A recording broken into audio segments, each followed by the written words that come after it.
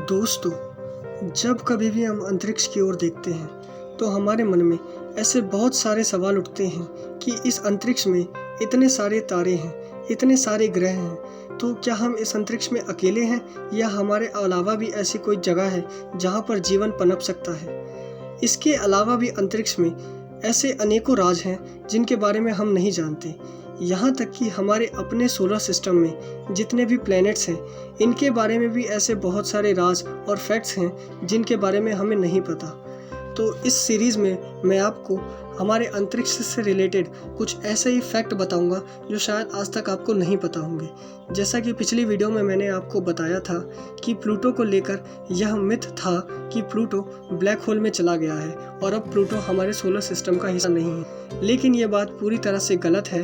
Pluto black hole में नहीं गया है और प्लूटो आज भी अपनी ऑर्बिट पर वैसे ही सूरज के चारों ओर रोटेशन लगा रहा है जैसे बाकी प्लैनेट लगा रहे हैं। तो इस वीडियो में मैं आपको प्लूटो से रिलेटेड कुछ और ऐसे फैक्ट्स बताऊंगा जो शायद आपको नहीं पता होंगे।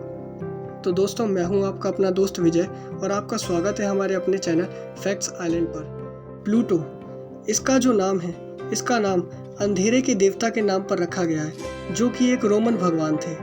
और प्लूटो का जो नाम है, इसका नाम एक छोटी सी बच्ची ने रखा था जिसका नाम था वेनेटिया बर्नी, जो कि सिर्फ 11 साल की स्कूल जाने वाली एक बच्ची जो कि इंग्लैंड के ऑक्सफोर्ड में रहती थी। प्लूटो की खोज 18 फरवरी 1930 को हुई थी।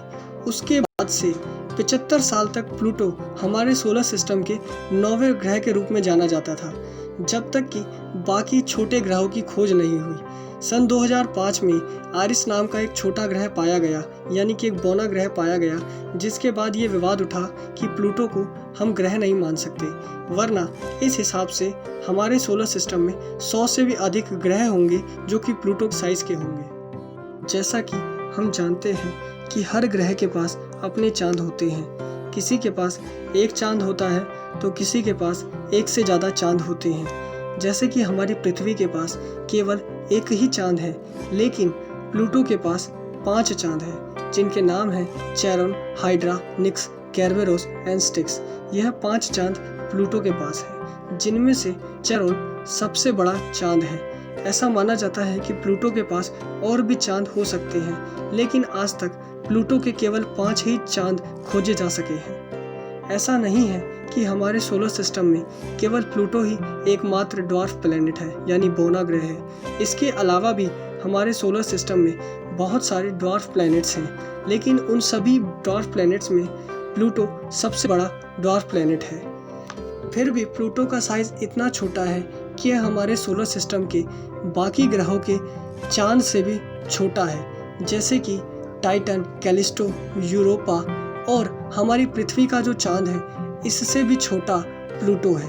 प्लूटो का जो डायामीटर है वो पृथ्वी के चांद के डायामीटर का 66% है और इसका वजन पृथ्वी के चांद के केवल 18% है। सूर्य से प्लूटो की दूरी किसी भी दूसरे ग्रह के मुकाबले बहुत ज़्यादा है। इसी कारण से प्लूटो पर ज़्यादातर अंधेरा और ठंड बना रहता है।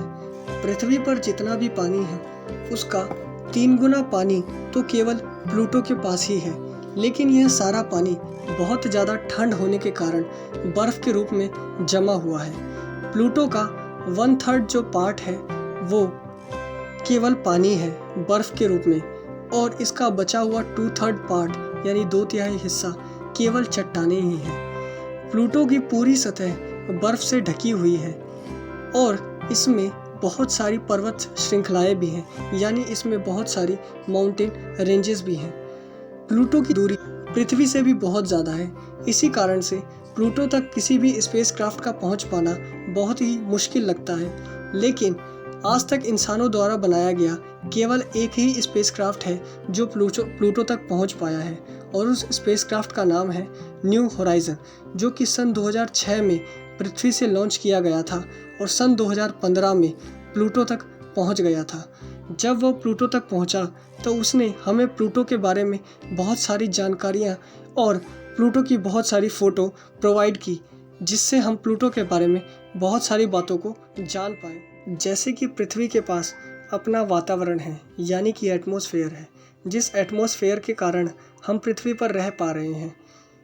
अगर यह वातावरण पृथ्वी के पास नहीं होता तो पृथ्वी पर कोई भी जीवन पनप पाना नामुमकिन ही है।